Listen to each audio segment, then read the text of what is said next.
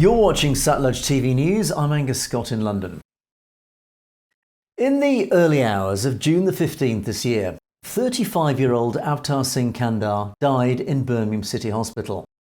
He had been in apparently good health just days earlier, but was suddenly rushed to hospital and died after being admitted to intensive care. At the time, he was diagnosed with leukaemia just 4 days before his death, after which the cause of death was logged as natural causes. However, Khanda's death had been one of a string of high-profile pro-Khalistan supporters dying in recent times, several of whom had been openly gunned down. And it was in that context that Khanda's family and Sikh organisations across the UK demanded an investigation into what had really killed the apparently healthy campaigner.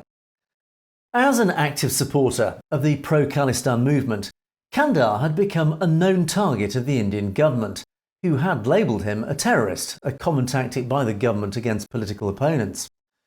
His involvement in protests outside the Indian High Commission earlier this year prompted Hindu activists to falsely label him as the person who had ripped down the Indian flag from the building. And weeks later, he died under what many have called highly suspicious circumstances.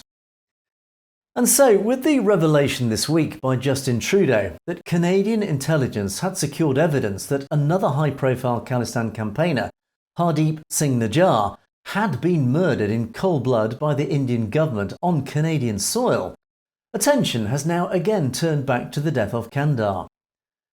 After further questions this week, West Midlands Police released a statement confirming they had undertaken a review of Khanda's death and had concluded that there were no suspicious circumstances. And yet, his family remain adamant that the perfectly healthy, active Khanda had shown no signs of illness prior to his death. Their accusations centre around the possibility he had been poisoned instead.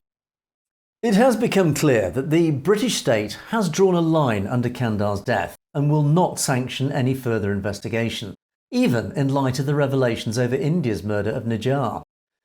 The UK has a historically strong and good relationship with India.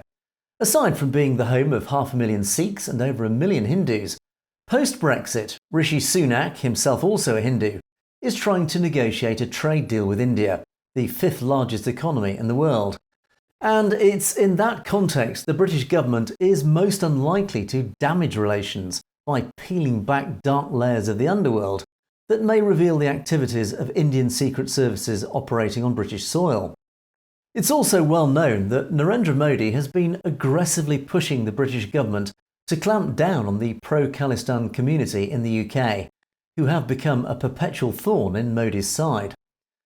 Even Foreign Minister James Cleverly has had to couch his response to the Canadian Prime Minister's revelations in thick diplomatic language, just so not to upset India. Which all means for the family of Avtar Singh Khanda, the truth may well never be known. And, as is often the case, the covert and dirty machinations of governments will forever remain in the dark. You've been watching Satluj TV News, and don't forget to click on that subscribe button to make sure you get to see stories as they're broadcast. And of course, if you have any comments or opinions on any of our news stories, you can comment below or drop us a direct message at message@satlujtv.com. I would love to hear from you. In the meantime, thanks for watching. For Satluj TV News, I'm Angus Scott in London.